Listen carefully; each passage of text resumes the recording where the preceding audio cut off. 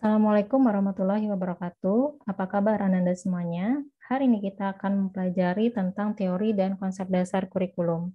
Sebelumnya Ibu ingin menyatakan bahwa kurikulum merupakan basis atau hal penting, hal yang paling mendasar yang harus kita pahami sebagai mahasiswa pendidikan. Jadi, dengan mempelajari kurikulum ini, kita akan tahu bagaimana fungsi dan perannya dalam pendidikan kita, terutama di Indonesia. Kita lihat dulu apa itu kurikulum. Kurikulum adalah perangkat mata pelajaran dan proses pendidikan yang diberikan oleh suatu lembaga penyelenggara pendidikan yang berisi rancangan pelajaran yang akan diberikan kepada peserta didik dalam satu periode. Penyusunan perangkat mata pelajaran ini disesuaikan dengan keadaan dan kemampuan setiap jenjang pendidikan dalam penyelenggaraan pendidikan tersebut, serta disesuaikan juga dengan kebutuhan lapangan kerja. Lamanya waktu dalam satu kurikulum biasanya disesuaikan dengan maksud dan tujuan sistem pendidikan yang dilaksanakan. Kurikulum ini dimaksudkan untuk dapat mengarahkan pendidikan menuju arah dan tujuan yang dimaksud dalam kegiatan belajar mengajar di setiap jenjang pendidikan.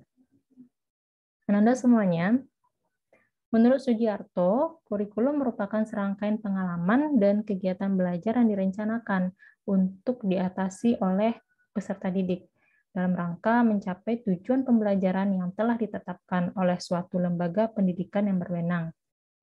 Adapun di Indonesia, dalam Undang-Undang Nomor 20 Tahun 2003, Pasal 1 Ayat 19, Konstitusi menyatakan bahwa kurikulum adalah seperangkat rencana dan pengaturan mengenai tujuan, isi, dan bahan pelajaran, serta cara yang digunakan sebagai pedoman penyelenggaraan kegiatan pembelajaran untuk mencapai tujuan pendidikan tertentu.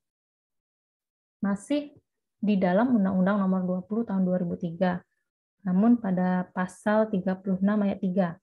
Nah, dijelaskan lebih lanjut bahwa kurikulum ini disusun sesuai dengan jenjang dan jenis pendidikan dalam kerangka Negara Kesatuan Republik Indonesia dengan memperhatikan. Nah, ada beberapa poin yang harus diperhatikan dalam menyusun kurikulum, Ananda.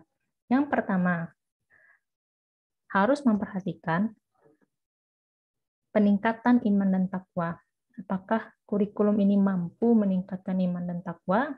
Nah, kemudian harus ada peningkatan akhlak mulia.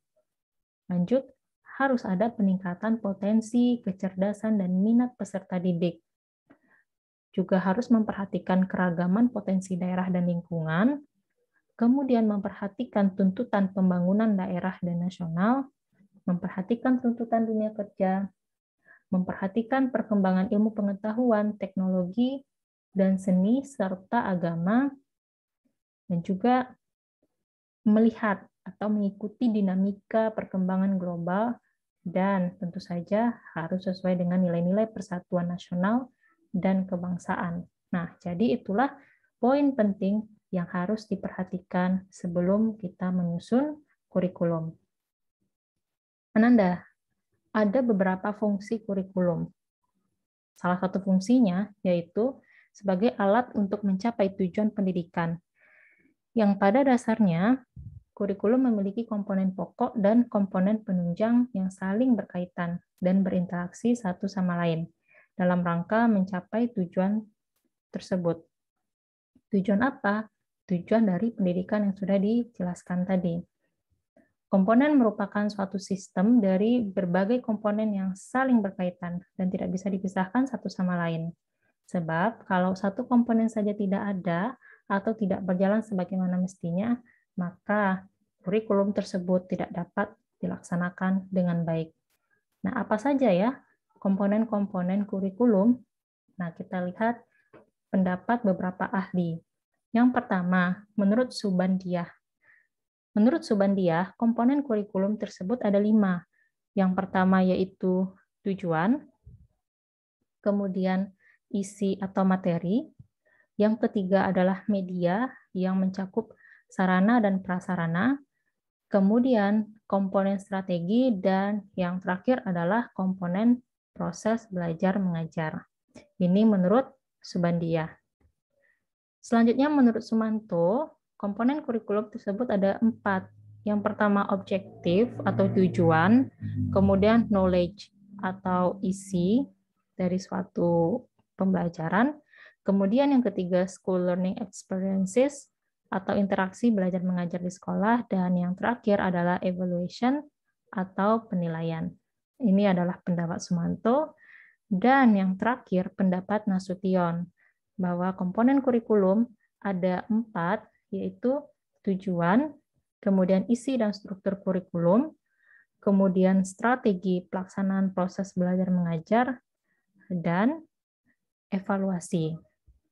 Nah, itu saja materi pada video ini. Jadi, hari ini kita sudah belajar mengenai apa itu kurikulum dan komponen kurikulum.